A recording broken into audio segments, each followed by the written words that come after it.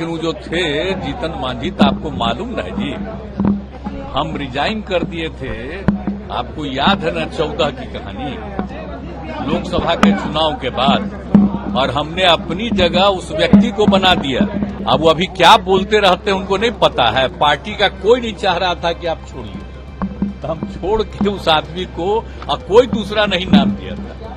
हमने इसलिए सोचा कि हम हटेंगे तो हम एक शेड्यूल कास्ट को बनाएंगे। तो अभी मीटिंग होने वाली है हम लोगों की, आप जानते हैं ना, विरोधी दलों की। यहाँ पर वो जब थे तो वो भी चाहते थे कि वो मीटिंगवा में हम रहें।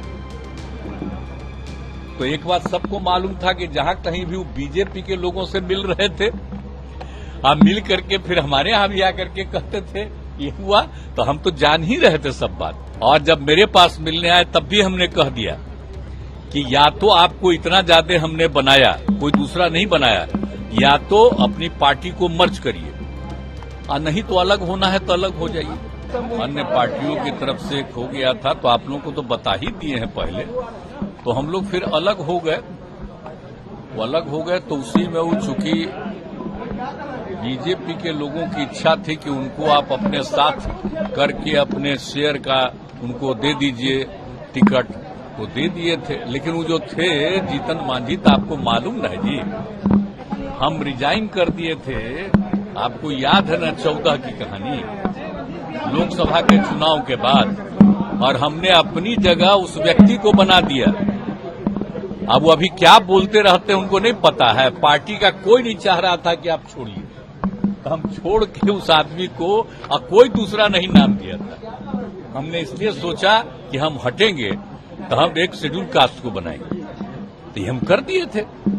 और उसका तो उनका ठीक रूप नहीं था। तो 2 ही महीना के बाद पार्टी का लोग, तो हम शुरू में नहीं माने, बाद में हम स्वीकार कर लिए कि कई लोगों को हटा दिया, तो फिर हम लोग आ गए इधर। अब बाद में फिर जब ये आए तो कहे कि रहेंगे, तो हमने कहा कि भाई इतना ज्यादा आप लोगों का काम किया, तो अभी मीटिंग होने वाली है हम लोगों की, आप जानते हैं ना, विरोधी दलों की। यहाँ पर वो जब थे तो वो भी चाहते थे कि वो मीटिंगवा में हम रहें।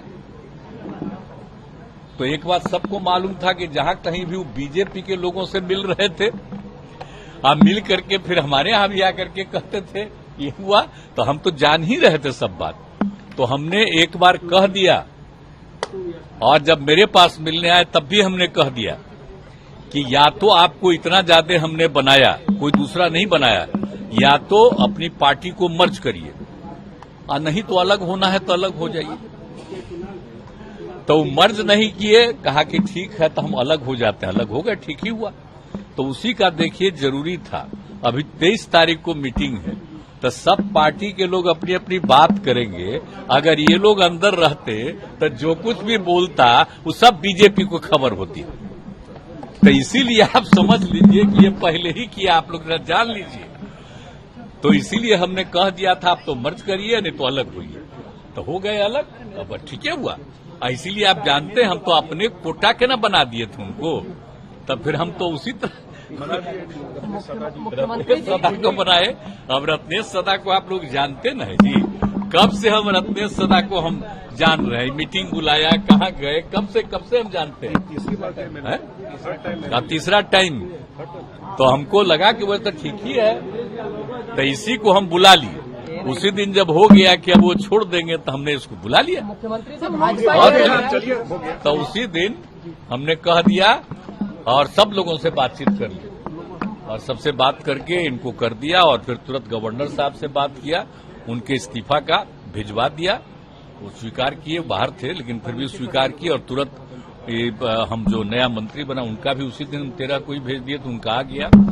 और वो तब भी बाहर थे तो आज के बारे में हो गया, और वही आज हुआ है। अरे आपको देखिए, आप समझ लीजिए, तो केंद्र सरकार को अधिकार न है जी, चुनाव तो पहले करा ही सकता है। जिसको बहुमत है वो चाहे तो पहले भी चुनाव करा सकता है। तो हम लोग थे श्रद्धेय अटल जी के साथ, तो उन्हीं का पटिया लोग 3-4 महीना पहले चुनाव करा दिया था। हालांकि अटल जी नहीं चाहते थे, लेकिन फिर भी कर लिया था, हो गया, वो अलग बात है। तो ये तो कभी भी कोई कर सकता है। अगर मान लीजिए अपोजिशन की यूनिटी के लिए शुरुआत किया गया है, तो हो सकता है कि उन लोगों को लगे कि लोग मिल करके आगे बहुत मूवमेंट करेगा तो ज्यादा नुकसान होगा, तब पहले भी कर सकता है। हम तो ऐसे ही कह रहे हैं, हम थोड़ी कह रहे हैं कि वो पहले कर देगा। मैंने इसकी संभावना हमेशा रहती है, इसलिए पूरा का पूरा हमने सारे पार्टियों को अलर्ट किया कि आप समझ लीजिए, इसलिए मिलकर के लड़िएगा।